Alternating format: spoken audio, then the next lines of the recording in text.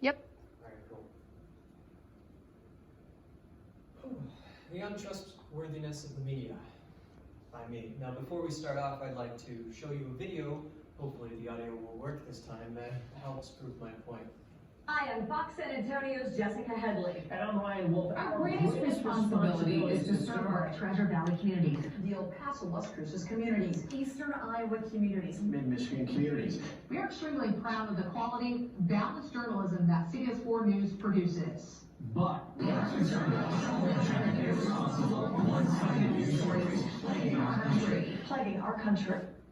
So that may have been a little bit difficult to understand with so many voices, but in short, what that was a bunch of different news broadcasters saying, hey, scripted news is very bad for us. It's dangerous, as they all read from the same script, and they all present it on live television.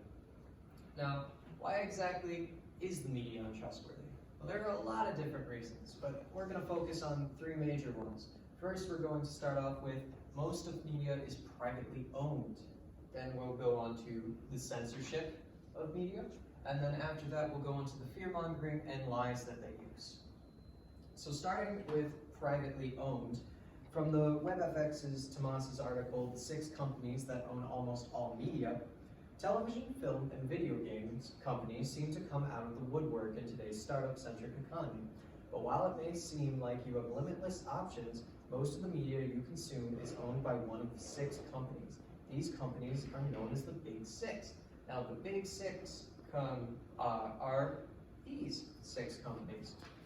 They are Disney, Sony, Time Warner, which is that weird swirly symbol, Comcast, which is the peacock, National Amusements, and News Corp.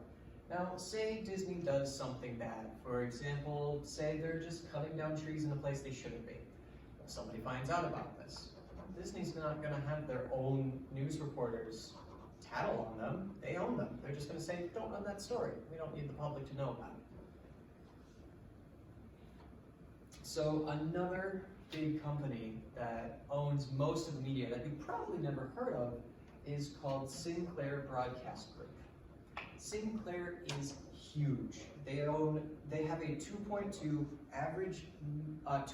million average viewership per household, and that's ridiculous. That's a huge size. They own 88 US markets, 607 channels, and 190 TV shows.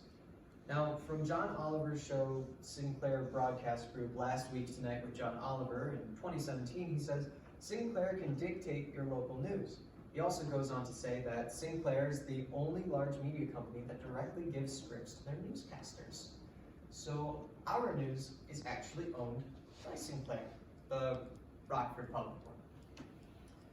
So moving on from that, with the big companies, as mentioned beforehand, you have censorship.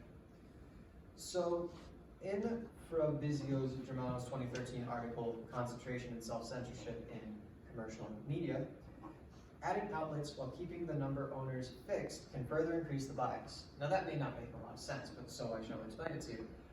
So what that means is that the advertisers can also withhold information.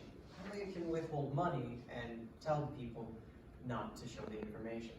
So say, I don't know, Toys R Us, they're not around anymore. They are sponsoring NBC or something. And Toys R Us are dumping millions of pollution into the ocean. Somebody finds out about this. Well, Toys R Us is giving money to the news. The news doesn't want to rat out Toys R Us. They want to keep that information. It's not a great thing. Also, with censorship is politics. In Thomas Pohl's 2014 article, Social Media Activism and State Censorship, he says social media such as Twitter, Facebook, and Sino-Uyghur, I still don't know what that is, Sino-Uyghur, have started to play a central role in protest communication and mobilization.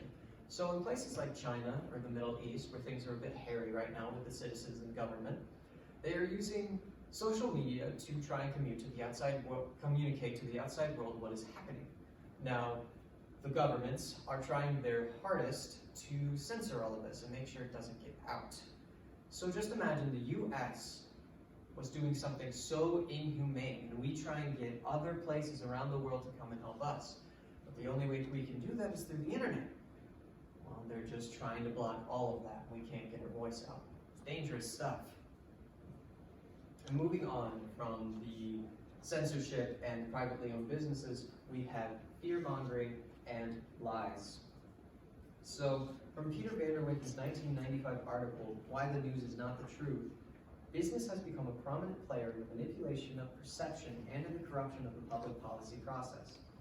Weaver recounts that during his years at Ford, executives were given scripts before being interviewed by journalists to ensure that they would make the points the company wished to make. Scripted, not good. We don't want scripted, people out there. We don't want scripted news for us. Sorry, that threw me off for a second. And lies, fear-mongering. Fear-mongering brings more news. Have you heard about the murder hornets as of recently? No? Oh, that was fine. That's probably nothing. They're still around. Media's not covering it. So, in Pew Research Center's chart in 2014, moving on to a more political standpoint, you'll see up there that the maroon means trusted, yellow means not trusted, and gray means about the same, equally trusted as distrusted. You'll notice that only one of them is completely trusted, and that's the Wall Street Journal. So, the Wall Street Journal is the one company that's actually trusted by everyone, which is not great to know that there's only one news source that you can get without bias. And something interesting, I'm not on either side of this, but most of the major ones are consistently liberal, and most of the minor ones that you haven't heard of are consistently conservative. And also, another point of information, if you get your news from BuzzFeed, please change your news source. BuzzFeed is not trusted by anyone. Please. So, media is not something to blindly trust. Now, I'm not saying that the media can't provide good information, and they can help you out, but they're also in it more for themselves, high elites and all that. So, coming back to the video at the very beginning and the entire claim of all of this, it sounds less of a crazy conspiracy where I should put on my tinfoil hat, right? BuzzFeed would tell you that. Yeah, BuzzFeed will tell you that.